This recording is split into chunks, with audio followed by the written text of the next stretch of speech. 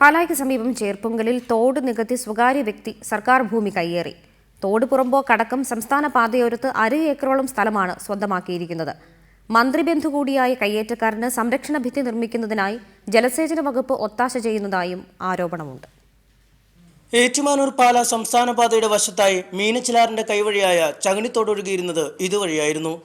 എന്നാൽ തോടുപുറമ്പ് കയ്യേറിയ സ്വകാര്യ വ്യക്തി മണ്ണിട്ട് നികത്തിയതോടെ തോടപ്പാടെ ഇല്ലാതായി. തോടിന്റെ സ്വാഭാവിക ഒഴുക്ക് ഇല്ലാതാക്കിയ കയ്യേറ്റക്കാരൻ തോടിന് പുതിയ പ്രയാണപാതയും സൃഷ്ടിച്ചു. ഇതിനൊക്കെ ഒത്താശയുമായി ജലവിഭവ വകുപ്പും രംഗത്തുണ്ട്. വകുപ്പ് പണം മുടക്കി പുതിയ തോടിന് സംരക്ഷണ ഭിത്തി നിർമ്മിക്കാനുള്ള നീക്കങ്ങളും പുരോഗമിക്കുന്നു. വകുപ്പിന്റെ ബോർഡ് വെച്ചാണ് അടുത്ത ദിവസം വരെ നിർമ്മാണ പ്രവർത്തനങ്ങൾ നടന്നുവന്നതെന്നും നാട്ടുകാർ പറയുന്നു.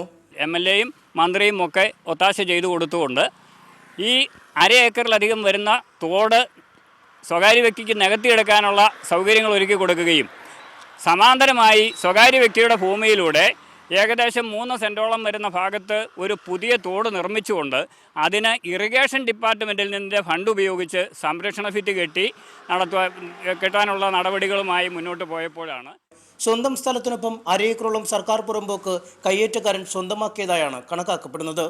നിലവിലെ വിപണി മൂല്യമനുസരിച്ച് കോടികൾ വിലമതിക്കുന്ന സ്ഥലമാണ് സർക്കാർ വകുപ്പിന്റെ കൂടി ഒത്താശയോടെ സ്വന്തമാക്കിയിരിക്കുന്നത്. ജലസ്രോതസ്സുകൾ സംരക്ഷിക്കാൻ ചുമതലയുള്ള വകുപ്പ് തന്നെയാണ് ഇവിടെ കയ്യേറ്റത്തിന് കൂട്ടുനിന്നിരിക്കുന്നത്. അതുകൊണ്ട് തന്നെ സംഭവത്തെക്കുറിച്ച് കൂടുതൽ അന്വേഷണങ്ങളും അനിവാര്യമാകുന്നു. ചേർപ്പുങ്കലിൽ നിന്നും ക്യാമറമാൻ ലിബിൻ കെ ഉമ്മനൊപ്പം MS അനീഷ് കുമാർ, റിപ്പോർട്ടർ.